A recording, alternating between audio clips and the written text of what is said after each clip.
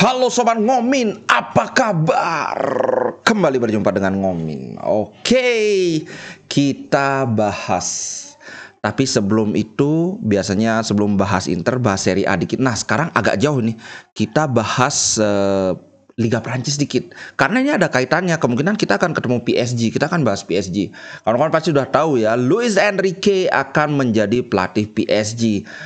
Ini menurutku adalah bisa jadi titik balik PSG. Jadi dari sebelumnya jadi badut Eropa yang bisa berkuasa di Liga Prancis, tapi Liga Champions selalu melempem. Padahal pemainnya heboh-heboh. Nah, kayaknya sih Luis Enrique ini yang bisa bikin PSG itu benar-benar jadi raksasa Eropa. Kenapa? Ingat dulu Luis Enrique pernah menangani Roma, aku lupa tahun berapa, pokoknya di awal setelah dia menangani Barcelona B kalau nggak salah, kemudian dia menangani Roma. Cukup gagal, tapi itu pun karena ya kita tahu lah Roma kan memang nggak mampu beli pemain-pemain yang bagus. Tapi kemudian ketika dia menangani Barcelona, musim pertama treble winner. Treble winner, Pak. Musim kedua double winner. Artinya apa? Yang aku lihat adalah kalau kalian lihat gimana permainan Spanyol di tangan Luis Enrique, kemudian Barcelona. Ini memang mirip Guardiola. Dia filosofi sepak bola yang dia ingin lakukan itu memerlukan resources yang tinggi.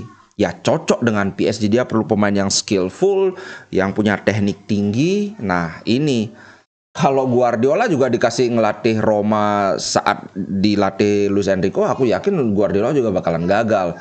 Nah kalau dulu kawan-kawan pasti ingat aku bilang kalau lebih takut ketemu City daripada ketemu PSG, atau lebih takut ketemu Madrid atau dibandingkan ketemu PSG ya, karena memang kelasnya PSG segitu-segitu aja walaupun pemainnya hebat-hebat kan. Nah sekarang waduh, kalau kita sampai ketemu PSG Liga Champion, siap-siap. Oke, segitu aja tentang PSG. Ini juga satu hal lagi yang bikin aku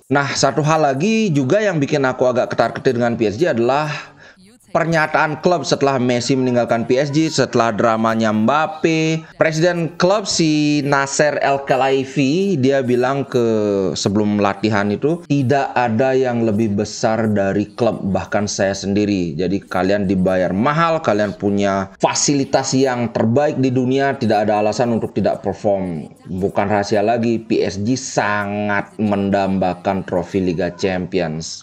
Oke, itu dulu tentang PSG, nggak usah terlalu banyak. Sekarang kita bahas Serie A. Wow, Højlund guys. Højlund tampaknya semakin dekat menuju Manchester United. Di sisi lain, Manchester United baru saja memberikan kontrak jangka panjang 5 tahun kepada Rashford. Itu kabarnya Rashford dikasih gaji 19 juta lebih. Gila banget MU ini. Merinding Pak. Nah, Højlund tawaran pertama itu sudah ditolak kalau nggak salah di angka 23 juta apa berapa, ditolak. Atalanta tetap bertahan di 60, tapi kabarnya Atalanta siap menurunkan menjadi sekitaran 50-an juta. Makanya kemarin yang bilang, wah kenapa Inter nggak ambil Højlund aja?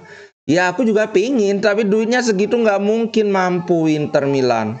Itu di luar jangkauan Inter Milan. So ya sudahlah, memang Liga Premier ini gudangnya duit.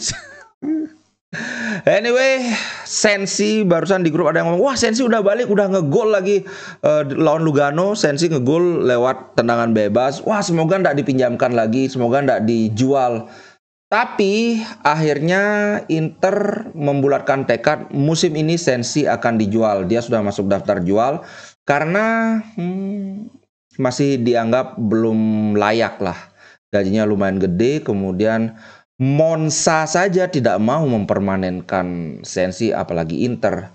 Sayang sekali, padahal ini salah satu talenta muda terbaik di Italia di zamannya sebelum dia kena serangan negara api. Tapi ya bagaimana lagi, ya sudahlah kita relakan saja. Next summer, Inter Milan finalizing kontrak for Bayern Munich veteran. Kabarnya ini kalau dari segi gaji udah deal, kemudian sama Munchen juga deal karena tinggal bayar aja 6 juta. Inter masih berusaha dikit biar bisa diturunkan jadi 5 juta lah, nawar lagi 1 juta kan lumayan. Tapi semula Bayern Munich menawarkan no, tetap 6 juta tapi boleh cicil 2 kali, berarti 3 juta. Tampaknya sudah tidak terhindarkan lagi Sommer akan ke Inter. Dan seperti yang aku bilang sebelumnya, Sommer ini akan jadi solusi jangka pendek. Kawan-kawan lihat penampilan Sommer di Bayern Munchen, walaupun umurnya sudah 35, ini masih kiper top. Jadi aku nggak terlalu khawatir sih, walaupun jelas tidak sebagus Onana. Itu kan ya nggak mungkin lah kiper 6 juta setara dengan kiper yang 55 juta kan. Ya tapi namanya klub miskin.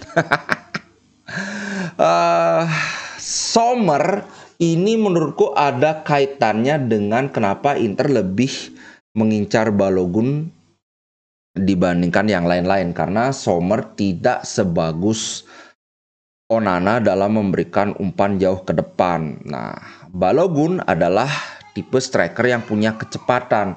Artinya dia bisa dikasih bola daerah oleh gelandang atau bahkan oleh sayap untuk adu lari.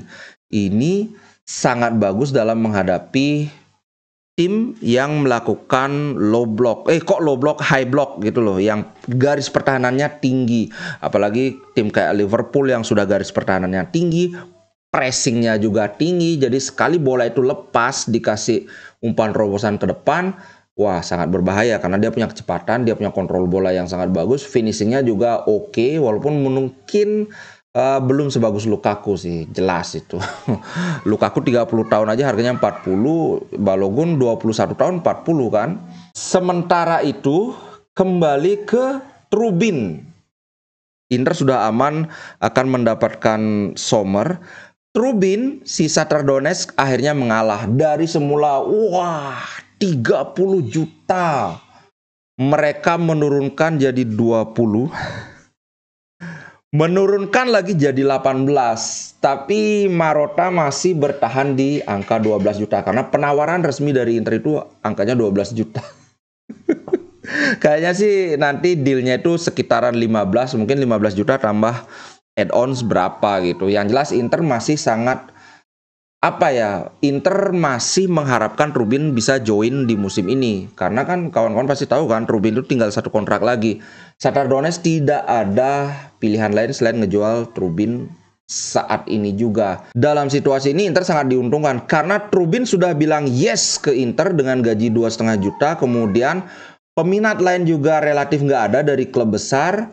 Tinggal 1 musim lagi. Jadi ya pilihan buat Shakhtar Donetsk antara sekarang dilepas itu 12 juta atau 15 juta lah bilang ya. Atau musim depan gratis. Karena Trubin udah hampir pasti nggak mau perpanjang kontrak. Itu soal Trubin. Nah kemudian soal striker ini. Setelah sebelumnya dikabarkan Arsenal minta 60 juta. Nah ternyata yang melaporkan itu 60 juta itu adalah media-media Inggris. Sedangkan dari Alfredo Pedula justru melaporkan bahwa nggak benar itu. Si Arsenal itu mintanya 40 juta. Basically Arsenal minta duit yang tadinya untuk Lukaku buat sini, buat Balogun kayak gitu. Nah, 40 juta Inter sudah oke. Dicicil 5 kali. Seperti yang aku bilang, menurutku ini adalah resiko yang layak diambil. Kalau tidak dapat Balogun, ya udah Retegi atau Luke Bacchio kan. Karena kemarin kalau Korea dijual, maka Inter untuk penggantinya itu adalah Luke Bacchio. Karena seperti yang aku bilang kan, Balogun ini secara karakteristik dengan Lukaku dia beda, dengan Korea juga dia beda. Dia memang punya dribble, tapi dia tipe yang lebih mengandalkan kecepatan dibandingkan Korea yang terkenal dengan slow dribblenya. Kalau Lukaku kan dengan body play-nya, dengan hold up play-nya, dimana 2 back pun nggak bisa ngegeser Lukaku.